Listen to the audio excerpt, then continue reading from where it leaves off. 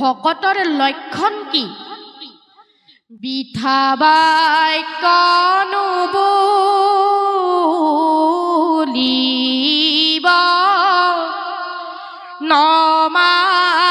নমাতিব মিছা ভকতে হেনো বিঠা বাক্য নুবোলে আৰু মিছা কথা নকয় ভকতে মিছা কথা নকয় যিসকলে মিছা কথা কয় সেইসকল কেতিয়াও ভকত নহয় ভকতে নিজেও তৰে আৰু বাকি সকলকো উদ্ধাৰ কৰি লৈ যায় তাকেহে বুলিও ভকত জানিবা নিশ্চয় নিজে তৰি কুলকো উদ্ধাৰ কৰে নিজেও তৰি যায় আৰু তেওঁ নিজৰ কুলটোকো উদ্ধাৰ কৰি লৈ যায় এয়া হ'ল ভকতৰ লক্ষণ ভকতৰ বৈশিষ্ট্য কাছৰ বৈশিষ্ট্যৰ লগত তুলনা কৰিছে কাছৰ বৈশিষ্ট্য কি বালিত কণী পাৰে পানীত উমনি দিয়ে বালিত কণী পাৰি পানীত উমনি দি ভাবৰ দ্বাৰা বালিতেই কণী ফুটাই দিয়ে আৰু সেই কাছজনীয়ে মুক্ত মনেৰে প্ৰভু ঈশ্বৰক কৈ থাকে হে দেৱজনপতি তোমাৰ এই ২৪ অৱতাৰৰ ভিতৰত ময়ো এক মুখ্য অৱতাৰ সেই ফালৰ পৰা মোৰ পোৱালি জন্মিলে মোৰ বুকুত উমদোৱাৰ সুবিধাকণ তুমি প্ৰদান কৰিবা ঠিক তেনেদৰে আমাৰ ভকতসকলেও হেনো কৃষ্ণক কয় হে দেৱজনপতি তোমাৰ গুণনাম শুনাৰ সুবিধাকণ মোৰ জীৱনলৈ আহিছে সেইদিনা তুমি মোক যাতে বিষয়ৰ কামত বিষয় বাসনাত তুমি মোক আবদ্ধ কৰি নুঠোৱা যাতে প্ৰভু হেনেদৰে হেনো আমাৰ ভকতসকলেও কয় সেইবাবে কাছৰ বৈশিষ্ট্যক ভকতৰ বৈশিষ্ট্যৰ লগত তুলনা কৰিছে যেহেন কচ্ছকে কৰে ডিম্ব পাৰি জলমাজে ফুকা ৰয় যেনেদৰে কাছই বালিত কণী পাৰি পানীত উমনি দি বালিতেই কণী ফুটাই দিয়ে ঠিক তেনেদৰে আমাৰ ভকত সমস্তয়ো হেনো য'ত ভগৱন্তৰ গুণনাম ভগতে লৈ থাকে তেওঁলোক হেনো তাত গৈ উপস্থিত হয় গৈ এয়া হ'ল ভকতৰ লক্ষণ এতিয়া সাধুৰ বৈশিষ্ট্যনো কি মূৰ শুনিৰ মল কথা কহন্ত শুনন্ত সাধুসকলে কি কৰে য'ত ভগৱন্তৰ গুণনাম গাই থাকে তেওঁলোক গৈ তাতেই উপস্থিত হয় গৈ কাৰণ হৰি নাম হুতাখন পাপ সুশান বনক্ষণে কতে দহি কৰে চন ঈশ্বৰৰ নামৰ ইমানেই মহিমা জুয়ে যেনেকৈ শুকান বন পুৰি তৎক্ষণাত ছাই কৰি দিয়ে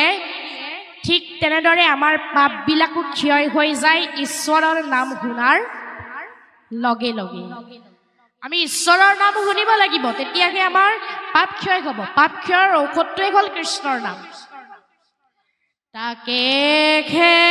বুলিও সাধু জানিবা তাৰাৰ সংগ তুমি পাৰ্থিবা সদায় সেইজনকেই সাধু বুলি কয় এই কথাটো কপিল প্ৰভুৱে দেৱাহুতিৰ আগত কৈ আছে তাকেহে বুলিও সাধু জানিবা আই তাৰাৰ সংগক তুমি পাৰ্থিবা সদায় আই যিসকলে সদায় ভগৱন্তৰ গুণনাম লৈ থাকে তেওঁলোক সাধু আৰু সাধুসকলৰ সংগত গ'লে আমি সমস্তজনেও এই ভৱ নদীখনি সংসাৰ তৰণৰ পথটো আমি সহজতে পাই যাম আমাৰ ভকতসকল হেনো বৰ্জধামৰ গোপীসকলৰ দৰে বংশীৰ ধ্বনি শুনাৰ লগে লগে আৰ কত গোপী যাই যাই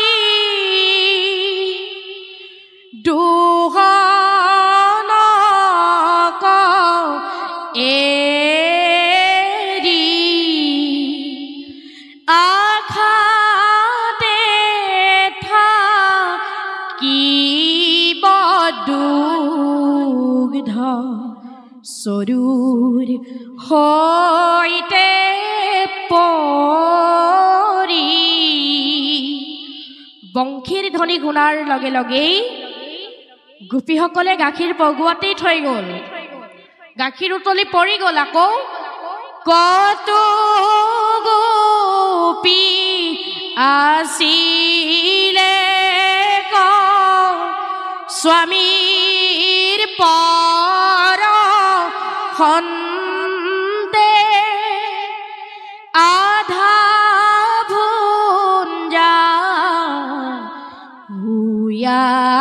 কতো যাইল ৰন্তে কিছুমানে হেনো স্বামীৰ কাষত আছিল আৰু কিছুমানে আধা খোৱাকেই গুচি গ'ল আমাৰ ভকতসকলেও হেনো সেই বজ্ৰধামৰ গোপীসকলৰ দৰে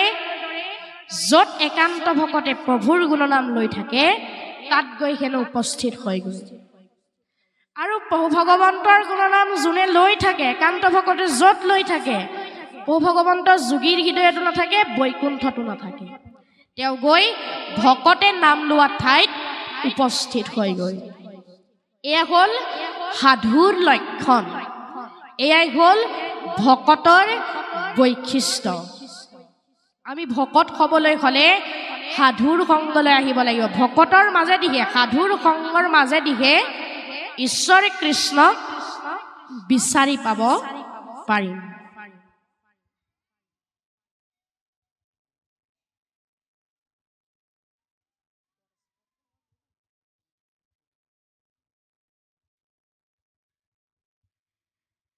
এতিয়া ভকতে একান্ত ভকতে কি বিচাৰে বাৰু ভক্তি বিচাৰে নে মুক্তি বিচাৰে ইয়াত যিহেতু ভক্তি যোগৰ বিষয়ে আলোচনা হৈ আছে দেৱৰ্ষী নাৰদক প্ৰভু ভগৱন্তই তেওঁৰ ওচৰৰ পৰা যাবলৈ আহ্বান জনাইছে দেৱৰ্ষী নাৰদ যাব খোজা নাই প্ৰভু ভগৱন্তই যিমানেই আঁতৰি যাবলৈ কৈছে দেৱৰ্ষী নাৰদ কিন্তু তথাপিতো যাব খোজা নাই বাৰে বাৰে নাৰদক পঠান্ত ধমে নেৰন্ত দ্বাৰকাৰীষি কৃষ্ণ গৌৰবে ভৈলা অৱতাৰ মুখ্য লোভিলা খাত তথা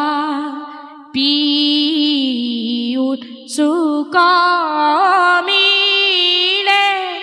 কৃষ্ণৰ কথাত নাৰদক ইমান আহ্বান জনাইছে তুমি যোৱাগৈ বুলি তথাপিতো তেওঁ যাব খোজা নাই আমাৰ ঈশ্বৰৰ নাম দুদিন বা তিনিদিন শুনাৰ মাত্ৰক এলাহ ভাৱটো হৈ যায় যেতিয়া উজুতি খাম তেতিয়াহে আমাৰ ঈশ্বৰলৈ মনত পৰিব প্ৰভু মোক উদ্ধাৰ কৰা বুলি নহয়নে বাৰু কিন্তু দেৱৰ্ষী নাৰদ প্ৰভু ভগৱন্তৰ জীৱন্ত গুপ্ত স্বৰূপ তথাপি উৎসুক মিলে কৃষ্ণৰ কথাত তথাপিতো কৃষ্ণই যাব কোৱাৰ স্বৰ্তেও যাব খোজা নাই ইয়াতেই প্ৰমাণ হয় একান্ত ভকতে মুক্তি নিবিচাৰে একান্ত ভকতে ভক্তিহে বিচাৰে কাৰণ মুকুতি ঘোষক কৰি ভকতিকে বৰ নভজে কৃষ্ণক লোকে কিনো কৰ্মজৰ আমি আমাৰ সমস্তজনক প্ৰভু ভগৱন্তই ধৰাধামলৈ পঠিয়াইছে আমি এই জীৱতনো মনুষ্যৰ দেহ লাভ কৰি যদি তেওঁকেই ভজনা নকৰোঁ তেনেহ'লে এই মনুষ্য জীৱন ধৰাৰ কোনো সাৰ্থক নাই ব্ৰহ্মা আৰু শিৱই প্ৰভু ভগৱন্তৰ চৰণ কমলত সেৱা কৰি থাকে যদি মনুষ্য জন্ম পাই আমি প্ৰভু ঈশ্বৰক ভজনা নকৰোঁ তেনেহ'লে এই জীৱন ধৰাৰ কোনো সাৰ্থক নাই বুলি ভাগৱত শাস্ত্ৰই আমাক কৈ গৈছে এতিয়া মুক্তিতকৈ ভক্তিৰ শ্ৰেষ্ঠতাটো বেছি এদিন এজন ভকতে এই কথাটো উপলব্ধি কৰিব নোৱাৰি ভগৱানকে সুধিলে বোলে প্ৰভু তুমি মোৰ ভক্তিত তুষ্ট হৈছা নাই বোলে হয় মই তোমাৰ ভক্তিত তুষ্ট হৈছো তেনেহ'লে প্ৰভু তুমি মোক মুক্তি দিয়া নাই কিয় তেতিয়া ভগৱন্তই বুজি পালে এইজনৰ যে অহংকাৰ ভাৱটো মনত আহিছে বোলে হয় মই তোমাৰ ভক্তিত তুষ্ট হৈছো তুমি মুক্তি বিচাৰা নেকি বোলে হয় প্ৰভু তুমি মোৰ ভক্তিত তুষ্ট হৈছা যদি মোক মুক্তি দিয়া বোলে হ'ব মই অহাকালিলৈ ৰথ পঠিয়াই দিম তুমি তাতেই উঠি মোৰ ঠাইলৈ যাবাগৈ বোলে হ'ব প্ৰভু পিছদিনা কথা মতে ৰথ পঠিয়াই দিছে ভকতজনক নিবলৈ ভকতজনক লৈ গৈছে আৰু বৈকুণ্ঠত নি তেওঁক সলোক মুক্তি দি বহুৱাই ৰাখিলে মুক্তি প্ৰধানত 5টা ভাগত বিভক্ত হালুক্য হানিব্য হাৰুজ্য হাৰুজ্য লীন বা নিৰ্বাণ এই 5 ভাগত বিভক্ত হৈ আছে ভক্তি মুক্তি ভকতজনক সেই হালুক্য মুক্তি দি বহুৱাই ৰাখিলে এদিন দুদিন পাৰ হ'ল ভকতজনৰ মনৰ ভাৱ আছিল বৈকুণ্ঠত গ'লে প্ৰভু ভগৱন্তক দেখা পাম আলাপ আচৰণ কৰিম হাঁহি ফূৰ্তি কৰিম কিন্তু তাৰ বিপৰীতটো হ'ল প্ৰভু ভগৱন্ত তেওঁৰ মুখৰ আগেদি আজা কৰি আছে তেওঁৰ মুখলৈও নাচাই মাত বোলো নকৰে ভকতজনে ভাবিলে যে মই প্ৰভু ভগৱন্তক কাইলৈ ধৰিম পিছদিনাখন প্ৰভু ভগৱন্ত ওলাই অহাৰ লগে লগে বাটতে ধৰিলে গৈ বোলে প্ৰভু ৰ'বচোন ৰ'ব বোলে কি হ'ল মই ইয়ালৈ অহা প্ৰায় 1 সপ্তাহ মানেই হ'ল তুমি মোৰ মুখৰ আগেদিয়ে যোৱা মাত বোলো নকৰা কিবা বেয়া পালা নেকি বোলে নহয় মই নাৰদক আগতেই কৈছিলো কি বুলি কৈছিলা কৃষ্ণে নাৰদক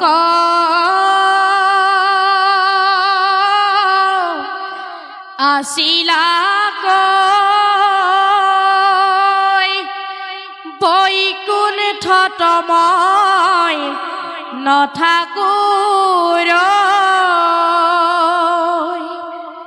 যোগীৰো হিয়া এৰি সমুদায়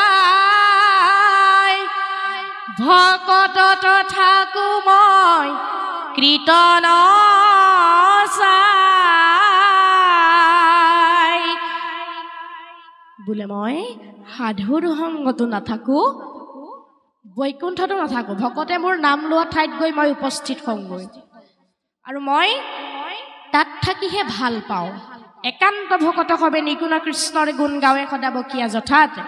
বৈকুণ্ঠকো পৰিঘৰি যোগীৰ হৃদয় এৰি থাকা কৰি সাক্ষাতে তথাত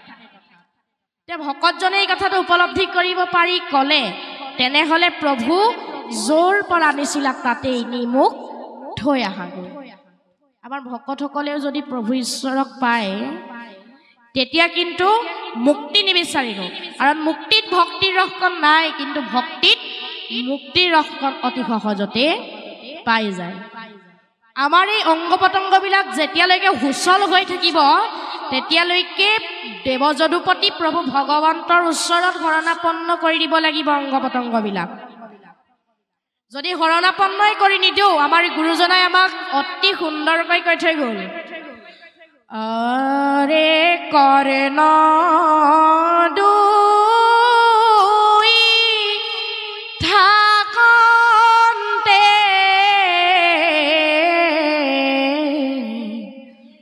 নুহু নীলু হৰি